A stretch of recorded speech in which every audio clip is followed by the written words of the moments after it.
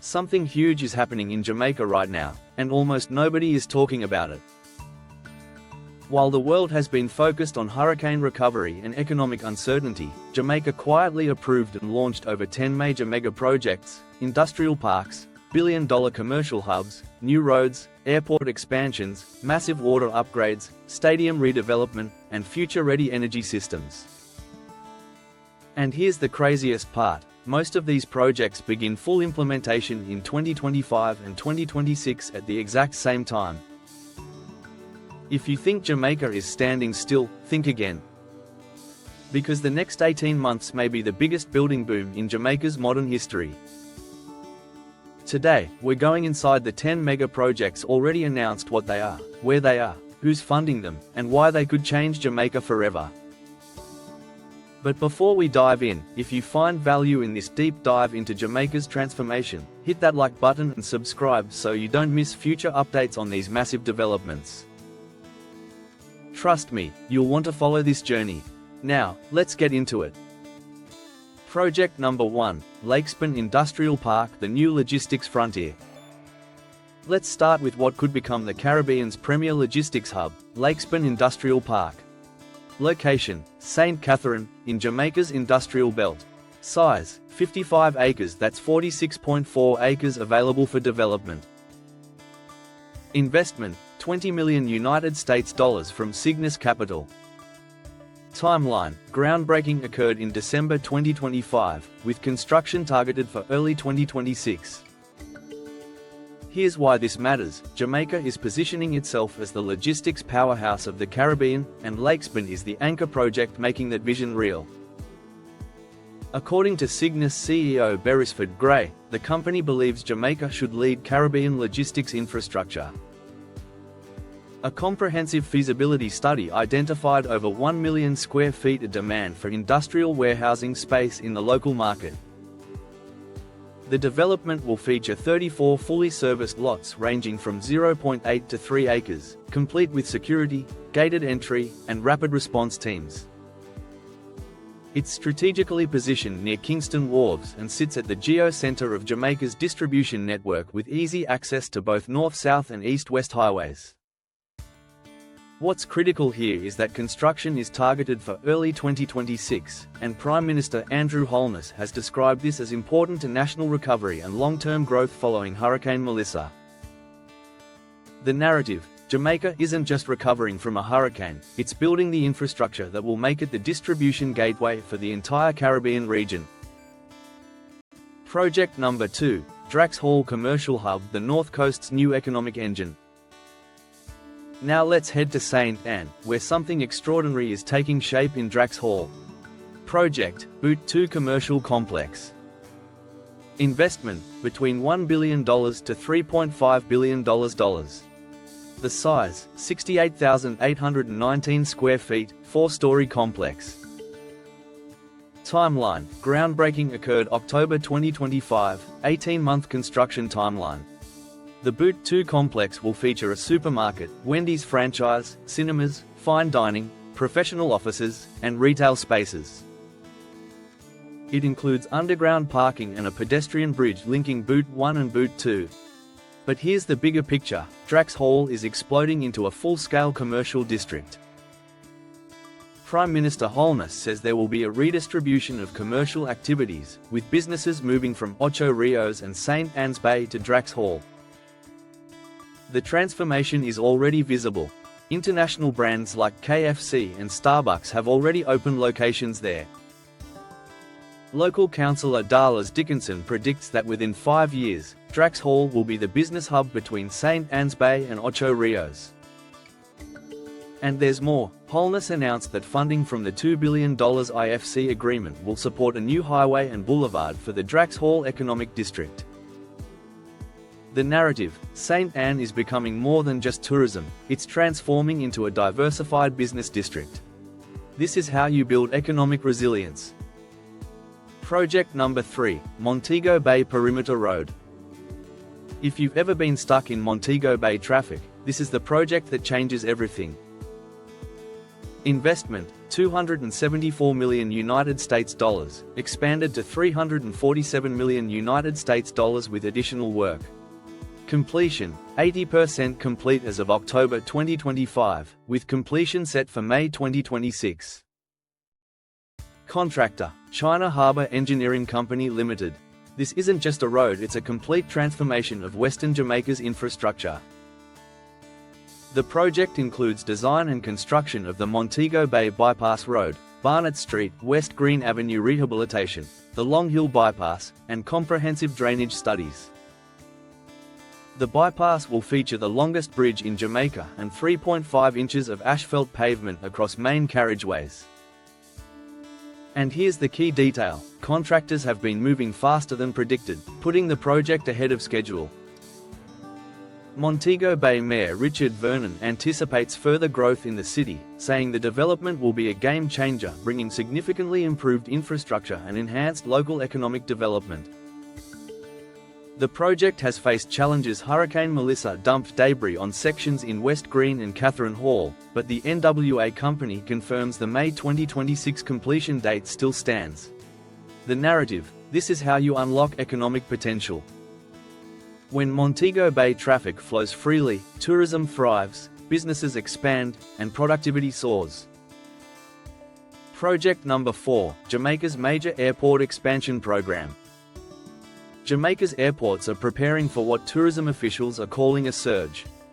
And they're investing big to handle it. Combined investment, 152 million United States dollars for fiscal 2025-26. And 372 million United States dollars from 2026 to 2029. Airports affected: Sangster International, Norman Manley International, Ian Fleming International, and Negril Aerodrome. Key developer, Grupo Aeroportuario del Pacifico, GAP. Let's break down what's happening for Sangster International in Montego Bay. MBJ Airport has plans for 118 million United States dollars in capital projects over the next 5 years, including an expanded arrivals lounge, more gates at the East Concourse, upgraded customs and baggage claim areas, new security systems, and fire trucks. The investment schedule is $38.4 million in 2026, $39.4 million in 2027, $18.4 million in 2028, $11.6 million in 2029, and $10.3 million in 2030. But it's not just Montego Bay. Between September 2025 and February 2026, Jamaica is projecting seat capacity across its 3 major airports will grow by 4.4% compared to last year. Montego Bay will see a 5.6% increase in scheduled capacity, Norman Manley will see a 1.3% increase, while Ian Fleming International Airport is projected to see a massive 37% jump in overall capacity. And here's the future vision. Transport Minister Darryl Vaz announced plans for a new international airport in Little London, Westmoreland, with a total project cost estimated at 460 million United States dollars. The narrative: Jamaica's airports are preparing for a tourism surge and the infrastructure is being built to compete with the best in the region. Project number 5, National Stadium Redevelopment. The National Stadium in Kingston, home to Jamaica's legendary track and field dominance, is getting a complete transformation. Investment, approximately 16 billion Jamaican dollars, about 100 million United States dollars. Designers, UK firms Ryder Architecture and CAA Icon. Timeline, groundbreaking scheduled for August 2025 with full construction to begin by 2026, phased development spanning 3 years, concluding in 2029. The upgrades are seating for 37,500 patrons, 90% roof coverage, tiered parking for 4,500 vehicles, modern anti-doping and media facilities, upgraded lighting, improved accessibility for people with disabilities, a sports museum, more green spaces, premium lounges, upgraded concession areas, 30 boxes, with 2 VIP zones and 2 VIP lounges. The stadium will remain operational during the renovation period, with scheduled activities continuing but with scaled-down seating capacity. Sports Minister Olivia Grange said the renovation work is designed to see Jamaica through another 30 years without the need for major upgrades. She emphasized, "We are world leaders in track and field, and we must have infrastructure that sustains our dominance. But there's a bigger ambition here. The upgraded stadium will meet FIFA and World Athletics standards." With FIFA requiring a 40,000-seat stadium for men's World Cup matches but just 20,000 for women's tournament matches, Jamaica already meets the seating requirement. The narrative: we're rebuilding the home of Jamaica's sporting legacy and positioning the nation to host the biggest international events. Project number 6, Spark Project Road and Water Upgrades. This is the silent giant. While headlines focus on big highways, Spark is touching every single constituency in Jamaica. Investment: 45 billion Jamaican dollars, the largest investment in roads and water infrastructure ever by the government of Jamaica. Scope: over 600 roads across all 63 constituencies. Contractor: China Harbour Engineering Company Limited. Timeline: 2-year program, started December 2024. Here's what makes Spark revolutionary: it's not about highways or major bridges. This is investing in local and community roads, the roads that pass your gate. The breakdown: $20 billion for rehabilitation of local, parochial, and community roads, $20 billion for main roads, and $5 billion for waterline improvements. The project will also install fiber optic ducts to support future broadband connectivity as part of the government's digital transformation strategy. As of June 2025, work has commenced on 78 roads, with 13 roads already finished and between 35 to 40 roads expected to be completed by the end of June. Projects involve extensive drainage work, reshaping and resurfacing of targeted roadways, and improvements of road safety mechanisms. Prime Minister Holness explained the impact: better roads mean safer travel, reduced transportation costs, and improved access to jobs, education, and healthcare. It means farmers in rural communities will be able to get their produce to markets more efficiently. The narrative: Spark is the silent giant thousands of Jamaicans will benefit without even realizing it. This is nation building at the grassroots level. Project number 7, Rio Cobre Water Treatment Plant. Water is the next big national crisis and Jamaica is preparing early. Investment: 77 million United States dollars, approximately 12 billion Jamaican dollars. Capacity: 15 million gallons of water daily. Beneficiaries: more than 600,000 residents in St. Catherine, Kingston, and St. Andrew. Timeline: 2-year construction schedule, targeted for completion by end of 2026. Why this matters: many water distribution and production facilities are under severe stress, including the Mona Reservoir, several wells in Portmore and St. Catherine, and the 100-year-old Hermitage Dam. Prime Minister Holness explained that from October 2022 to March 2023, Jamaica experienced its worst drought ever, with Kingston and St. Andrew receiving only 8% of their 30-year average rainfall during the height of the drought in February, creating a daily shortfall of 12.5 million gallons.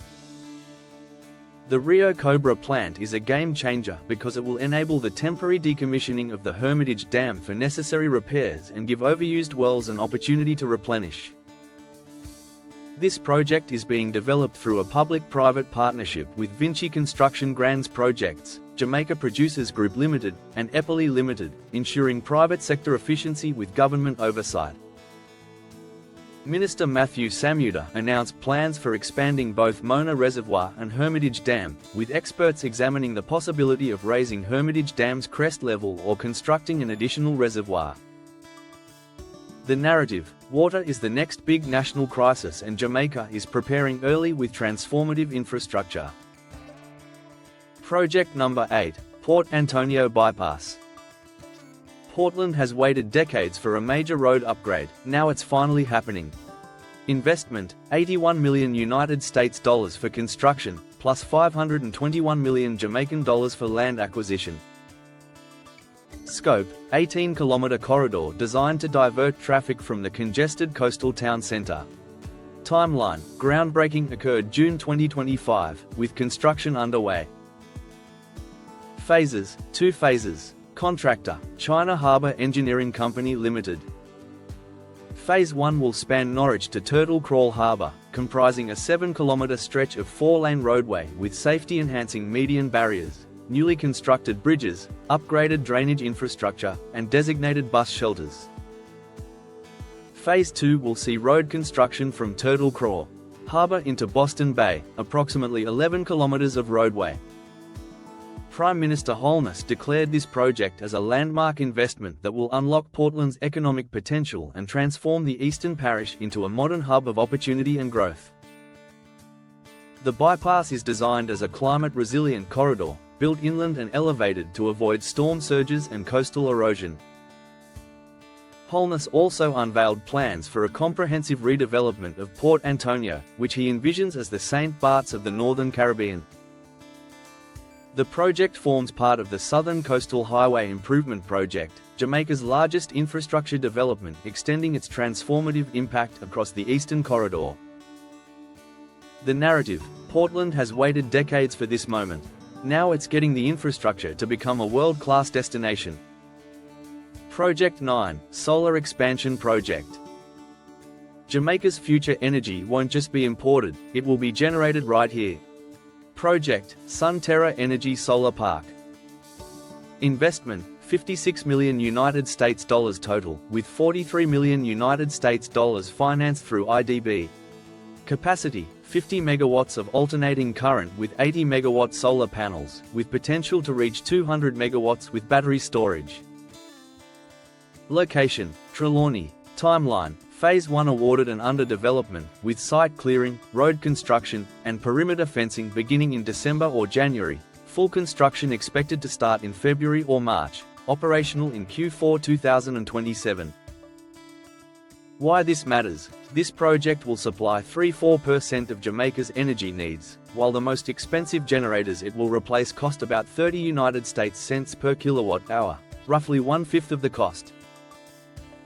Jamaica is on track to meet its goal of generating 50% of electricity from renewables by 2030, with sources such as solar and wind accounting for 12.5% of the country's energy mix as of May 2025. Energy Minister Darrell Vaz announced that 100 megawatts of renewables are set to come on stream during the current financial year, with an additional 220 megawatts to come on stream in 2027-2028. This transformation is critical after Hurricane Melissa. The solar expansion strengthens Jamaica's energy resilience and reduces dependence on expensive imported fuel. The narrative: Jamaica's future energy won't just be imported, it will be generated right here, creating energy security and economic savings. Project number 10, Tourism Rebuild. After Hurricane Melissa devastated western Jamaica in October 2025, the tourism sector faced its biggest challenge in years. But the response has been remarkable. Reopening timeline: tourism officials declared Negril would officially reopen for business on December 15, 2025. Hotel recovery: roughly 30 to 40 hotels and resorts are already welcoming guests, with concentration in areas that saw less structural damage. Sandals Resorts International laid out a reopening schedule, bringing 5 hotels back into service by December 6, 2025, including flagship Sandals and Beaches brands. RIU Hotels confirmed all 7 of its Jamaican properties would be back in operation by mid-December 2025. But here's the key: investor confidence remains high. Tourism Minister Edmund Bartlett emphasized that every single property that had planned expansion and further development is still going through with its program. Major projects moving forward include the Grand Palladium Resort and Spa in Hanover, which confirmed preliminary works have begun for the construction of an additional 1,000 rooms slated to commence in January 2026. In St. Anne, Bahia Principe confirmed it will refurbish about 1,300 rooms and build an additional 365 high-end units, aiming for an early 2027 reopening. The narrative: hotels aren't just reopening, it's reinventing itself, with billions in new investment transforming Jamaica's tourism infrastructure. So let's pull it all together. While the headlines focus on politics, crime, or hurricanes, something different is happening behind the scenes. Jamaica is building fast. Industrial parks, billion-dollar complexes, roads, airports, water systems, renewable energy, stadiums. Not dreams, not proposals, projects announced, funded, and already underway. If these mega projects stay on track, 2026 could be one of the most transformative years in Jamaica's modern history. From the Lakespen Industrial Park positioning Jamaica as the Caribbean's logistics hub, to the Montego Bay Perimeter Road ending decades of traffic congestion, to the National Stadium being rebuilt for another 30 years of sporting glory, to Spark touching every single community across all 63 constituencies. This is nation building on a scale Jamaica hasn't seen in a generation. And here's what makes it different: these aren't isolated projects, they're all interconnected. Jamaica isn't just recovering, Jamaica is transforming. If this deep dive opened your eyes to what's really happening in Jamaica, smash that like button and subscribe for more updates as these projects unfold. And drop a comment: which of these 10 mega projects excites you most?